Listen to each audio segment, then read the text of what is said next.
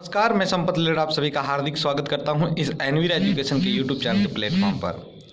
तो साथियों, 2 दिन से क्लासेस नहीं आ रही हैं। कई जनों का ये मैसेज और कमेंट तक आ चुका है मेरे पास, क्या सर आपने सेलेक्टेड स्टूडेंट्स का बैच स्टार्ट कर दिया है क्या अलग से, क्या लिंक और प्राइवेट क्लासेज उन तक ही जा रही हैं क्या? तो इन सभी का आंसर अभी मैं आपको इस वीडियो के अंदर देने वाला हूं। वीडियो अच्छा लगे तो इसको लाइक कर दीजिएगा, और ये वीडियो सिर्फ एक सूचना के लिए बनाया गया है। तो सबसे पहले मैं आपको चीज़ बता देता हूं कि कल क्लास क्यों नहीं आई थी। तो कल क्लास नहीं आने का रीज़न आप सभी को भी पता होगा। कल सभी जगह जो है नेट ऑफ था, इसलिए क्लासेज अपलोड नहीं हुई थी, ठीक है ना। और जो क्लासेज अब जो आज के टाइम में आनी थी, तो वो क्लासेज अभी रेडी होगी और कोशिश जारी है कि आपको आज शाम 8 बजे के दौरान जो है वो आज की क्लास जो है वहाँ पर प्ले की जाए, ठीक है। बाकी आपको कल से तो आपकी क्लासेस रेगुलर स्टार्ट होगी। सेलेक्टेड बैच का जहां तक सबसे ज़्यादा क्वेश्चन मेरे पास आ रहा है, तो उन सभी को बता दूं कि मैंने अभी तक जो है आज तक का तो जो है बता देता हूं कि अभी तक मैंने कोई भी सेलेक्टेड बैच स्टार्ट नहीं किया है, ठीक है ना। सेलेक्टेड बैच के लिए मैंने आप सभी को बोल रखा है कि मैं कुछ क्राइटेरिया अभी तय कर रहा हूं, उसके हिसाब से मैं सारा प्रिपरेशन कर रहा हूं, ठीक है ना। उसके बाद उन कैंडिडेट्स को मैं सेलेक्ट करूंगा जो कंटिन्यूसली मेरे चैनल को विजिट कर रहे हैं, क्लासेस देख रहे हैं। कैसे पता चलेगा? क्योंकि मैं कुछ ऐसे कंडक्ट करवाने जा रहा हूं टेस्ट जो सिर्फ आपको सिर्फ जो है लिंक के माध्यम से ही करवाए जाएंगे, ठीक है ना। सिर्फ लिंक के माध्यम से ही आपको वो टेस्ट ऑनलाइन मिलेंगे, और उसमें आपकी प्रोग्रेस रिपोर्ट तैयार होगी जिसमें ये पता चलेगा कि आपने कितने मार्क्स जो है अर्न किए हैं। उसके बेस पर आपको सेलेक्ट किया जाएगा हमारे नेक्स्ट जो भी बैच आएंगे या नेक्स्ट जो भी टॉपिक आने वाले हैं।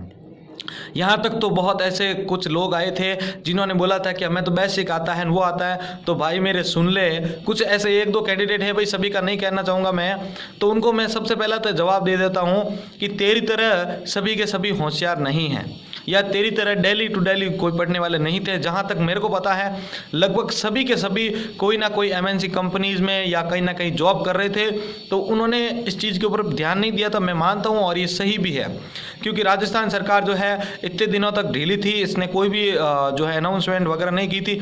लेकिन अब इस भर्ती के कार्य में अब तेज़ी आने से लोगों को लग रहा है, और आपको भी लग रहा है कि ये भर्ती आएगी अब, ठीक है। और मुझे भी पूर्ण विश्वास है कि ये जल्द से जल्द भर्ती भी जारी हो जाएगी, सिलेबस भी जारी हो जाएगा।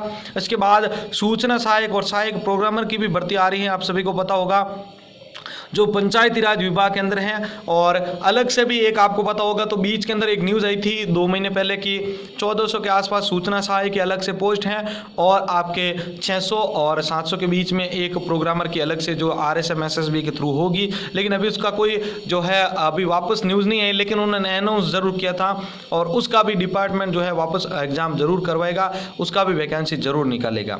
मतलब आपकी अभी की अगर 1 या 2 महीने की, ज़्यादा से ज़्यादा 3 महीने की जो तैयारी होगी ना, मैं कहता हूँ आपके लिए गोल्डन टाइम लेके आएगी।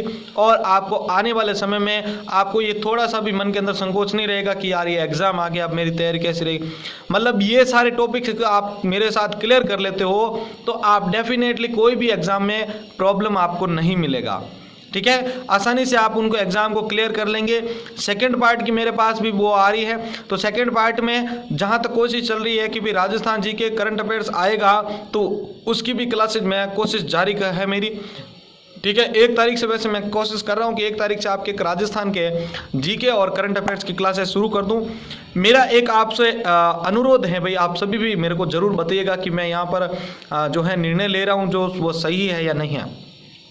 मेरा ये मानना है कि जैसे आज के करंट अफेयर्स है, तो मैं चाहता हूं कि रात को 10 बजे से या 9:30 से 10:30 तक, मतलब 1 घंटे का करंट अफेयर्स का हम शो रखेंगे, जिसमें राजस्थान के करंट अफेयर्स जो भी इम्पोर्टेंट बन रहे हैं, ठीक है। अगर वर्ल्ड का पूरे इंडिया लेवल का आप पूछेगा करंट अफेयर, मतलब करंट अफेयर तो आपको पढ़ के जाना ही पड़ेगा। तो वहाँ पर मैं ऐसी कोशिश कर रहा हूँ कि पूरे दिन के जितने भी इंपॉर्टेंट टॉपिक हो रहे हैं, क्या घटनाएं हो रही हैं, उन सभी का एक सारगर्भित नोट्स बने। पहले उन नोट्स को पहले आपको पढ़ाया जाए, और उन नोट्स में से फिर MCQ क्वेश्चन उसी समय आपको पूछे जाएं। जो मैं चाहता हूँ कि रात को 10 बजे से या 9:30 से स्टार्ट करूँ, ठीक है। क्लासेज जो 1 तारीख से मैं कोशिश कर रहा हूं कि आपके ऑपरेटिंग सिस्टम की स्टार्ट कर दूं, तो आपको 8 से लेकर 9 बजे तक ऑपरेटिंग सिस्टम का 1 घंटे का क्लास मिलेगा।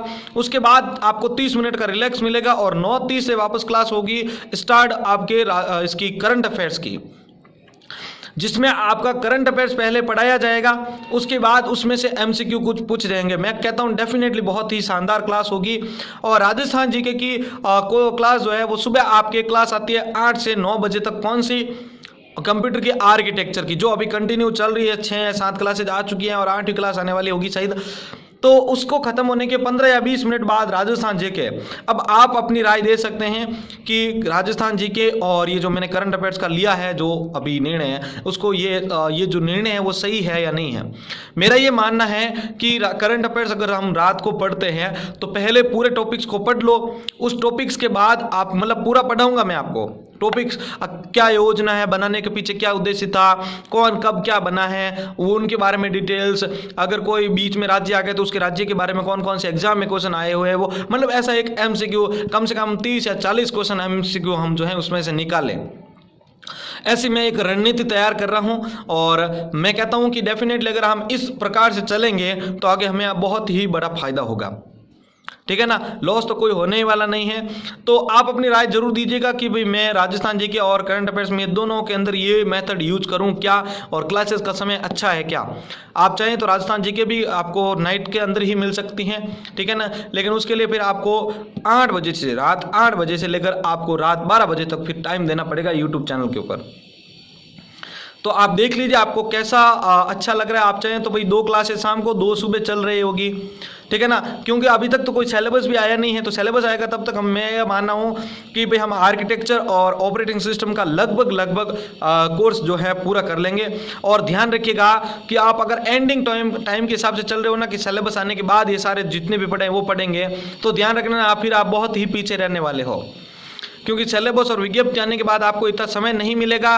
और ध्यान रखना सबसे बड़ी बात कि आपको रिवीजन करने का मौका मिलना चाहिए।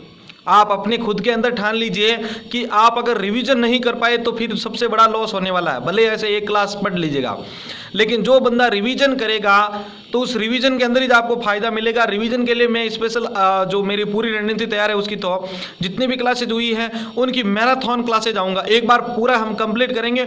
और अगर मेरे को बीच में महीने के अंदर ऐसा कुछ टाइम मिलता है तो उसकी पूरा मैराथन 1-1, 2-2 घंटे का क्लासेज होगा, जिसमें हमने जो तक पढ़ा है आज तक या उस दिन तक उसका पूरा रिवीजन लेंगे हम। वैसे कोर्स पूरा होने के बाद तो डेली अपना रिवीजन, उसके MCQs और प्रैक्टिकल क्लासेस वो तो होनी ही है, लेकिन एक ये अच्छा मैं जो है आपको प्लेटफॉर्म दे दूंगा और वो चीज़ फिर वही ज्वाइन कर पाएंगे ना जो आप पहले पढ़ रखे हैं। ध्यान रखिए, अगर आपको किसी भी चैनल के थ्रू या कहीं पर भी आप अगर डायरेक्ट MCQ के अंदर अगर आप फंस रहे हो तो ये सबसे बड़ी गलती है आपकी, क्योंकि अभी तक आपका बेस क्लियर नहीं है, आपका टॉपिक क्लियर नहीं है, आप फिर MCQ कैसे पढ़ रहे हो भाई। डायरेक्ट मैं देख रहा हूं कि आप MCQ पढ़ने के ऊपर उतारू हो रहे हो, आप कह रहे हो MCQ सीरीज ले आइए, वो आइए, तो अभी तक आपने वो टॉपिक ही नहीं पढ़ा है, तो फिर आप MCQ के अंदर जा क्यों रहे हो भाई। मेरा ये मानना है कि देखो, आपने देखा होगा पहले चैप्टर पढ़ा जाता है, उसके बाद उसके क्वेश्चन पढ़े जाते हैं, जबकि आज सब कुछ उल्टा चल रहा है। मैंने लगभग कई जगह देखा है चैनल्स के ऊपर, मैं किसी का नाम नहीं लेना चाहूँगा, तो वहाँ पर डायरेक्ट MCQ ऊपर आपको जो है प्रिपरेशन करवाई जा रही है, तो वो एक गलत वे है भाई, मेरे हिसाब से मानना है। और आप भी इसके ऊपर थोड़ा सा चिंतन जरूर कीजिएगा। अभी तक जो है चैप्टर आपको पढ़ाया नहीं गया है, टॉपिक नहीं पढ़ाया गया, डायरेक्ट आप उसमें MCQ के मिलाने से मतलब क्या रहेगा। जब भाई आपको अगर किसी कमांड के बारे में नहीं पता है, आपको जैसे सी आउट कमांड के बारे में नहीं पता है, हेडर फाइल्स के बारे में पता नहीं, और वहाँ पर डायरेक्ट आपके सामने MCQ लाऊंगा, तो क्या आप उसको सॉल्व कर पाएंगे? क्या आप सेटिस्फाई हो पाएंगे खुद कि मैं ये क्वेश्चन करने के बाद इसमें इससे रिलेटेड सारे क्वेश्चन कर लूँगा? नहीं कर पाएंगे, क्योंकि जब हम एक हेडर फाइल के बारे में पढ़ते हैं तो उससे रिगार्डिंग 10 पॉइंट हम कम से कम उसके बारे में जानते हैं, लेकिन MCQ पढ़ते हैं तो उसका सिर्फ 1 पॉइंट जाना और आगे बढ़ जाते हैं, और इस चक्कर में अपना समय जो है वो बर्बाद होता रहता है।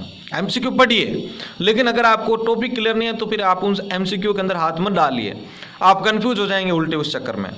ठीक है, तो मेरी जितनी भी बातें थी आपने सुनी होगी, देख ली होगी। आपको इसके अंदर अगर और कोई अगर इंक्लूड करना हो तो आप जरूर मुझे कमेंट बॉक्स में अपनी राय दीजिएगा। और स्पेशली उनको बोलना चाहूँगा कि भाई जो ज़्यादा ही बिजी हैं, ठीक है, और जो ज़्यादा जिनके पास कुछ भी समय नहीं है, तो मैं स्पेशली उनको बोलना चाहूँगा, लास्ट वीडियो के अंदर भी एक कमेंट मिला था कि हमारा टाइम वेस्ट कर दिया, तो टाइम वेस्ट करने के लिए मत आइए भैया।